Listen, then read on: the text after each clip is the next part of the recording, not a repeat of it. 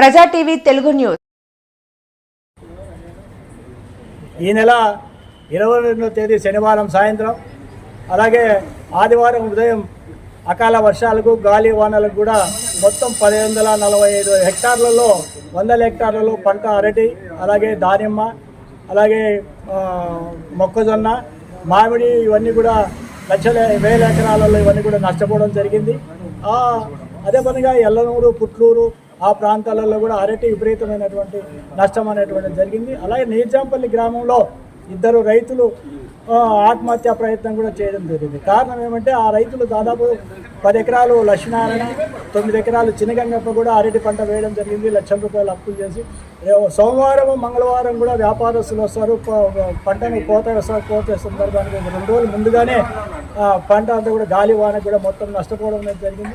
దానికి మనస్తాపం చెందినటువంటి రైతులు ఆందోళనతో అక్కడ లోకల్గా ఉన్నటువంటి అధికారులకు ఫోన్లు చేసి ఇట్లా నష్టం జరిగింది, ఇదంతా కూడా దాన్ని కూడా రమ్మని కోరడం జరిగింది. అధికారులు నిర్లక్ష్యంగా ఆదివారం సెలవు కాబట్టి రాలేమని చెప్పనని దురుసుగా సమాధానం ఇవ్వడంతో మనస్తాపం చెందినటువంటి 2 రైతులు కూడా ఆత్మహత్యా ప్రయత్నం చేయడం జరిగింది. వాళ్ళందరూ కూడా హాస్పిటల్ ఇవన్నీ కూడా చేర్చడం జరిగింది. మేము రైతు సంఘంగా, పన్న తోటల రైతు సంఘంగా డిమాండ్ చేసేది ఏమంటే అది అన్నదాత రైతులకు పంట ₹1,00,000 పెట్టుబడి పెట్టి పండించేటువంటి రైతుకు కనీసం భరోసా ఇచ్చి, అధికారులు భరోసా ఇచ్చి, పై అధికారులు ఇవన్నీ కూడా చేసి ఉంటే ఆత్మహత్యా ప్రయత్నం కూడా జరిగి ఉండేది కదా. ఏమైనా ఒకవేళ వాళ్ళకి ఏదైనా ప్రమాదం జరిగి ఉంటే ఆయన మీద ఆధారపడినటువంటి పిల్లలు వీళ్ళందరూ కూడా పరిస్థితి ఏమనేటువంటిది ఆలోచించాల్సిన అవసరం.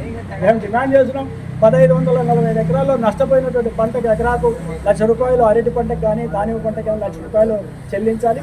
అంతేకాకుండా ఈ మొక్కజొన్న, మామిడి రైతులు కూడా ఎకరాకు ₹50,000 నష్టపరిహారం వెంటనే చెల్లించాలనేటువంటి డిమాండ్ చేస్తున్నాం. అంతేకాకుండా అధికారులపై చర్యలు తీసుకోవాలి. కనీసం రైతు ఫోన్ చేసి రైతులు అధికారులు స్పందించి రైతులకు న్యాయం చేసి వాళ్ళకి ధైర్యం చెప్పాల్సినటువంటి కనీస గౌరవం కూడా లేనటువంటి అధికారులు, స్థానిక అధికారులు వెంటనే సస్పెండ్ చేసి వాళ్ళ మీద చర్యలు తీసుకోవాలి. అంతేకాకుండా ఇప్పుడు రైతులు పంట పెట్టుబడి నష్టపరిహారంతో పాటు తిరిగి పంట పెట్టుకోవడానికి వాళ్ళందరికీ కూడా పెట్టుబడి సాయం చేయాల్సిన అవసరం ఉంది. వాళ్ళ బ్యాంకు రుణాలు ఏదైనా ఉంటే అవన్నీ కూడా రద్దు చేయాలి. అంతేకాకుండా గతంలో ఇచ్చేటువంటి 2014 నుంచి 19 వరకు మొక్కలు నాటుకున్న రైతులందరికీ కూడా అన్ని సబ్సిడీలు ఇచ్చారు.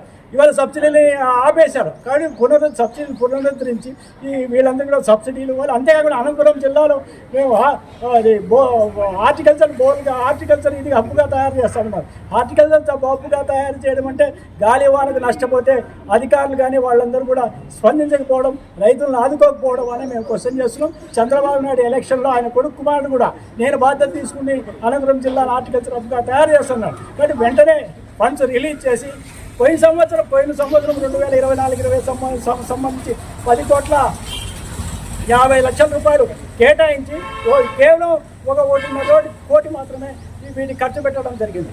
ఎందుకంటే ఈ జిల్లాకు ₹20 కోట్ల పైగా వీటికి సంబంధించినటువంటి ఈ హార్టికల్చర్ సబ్సిడీ కూడా విడుదల చేసి రైతులు ఆదుకోవాలని కోరుతున్నాం.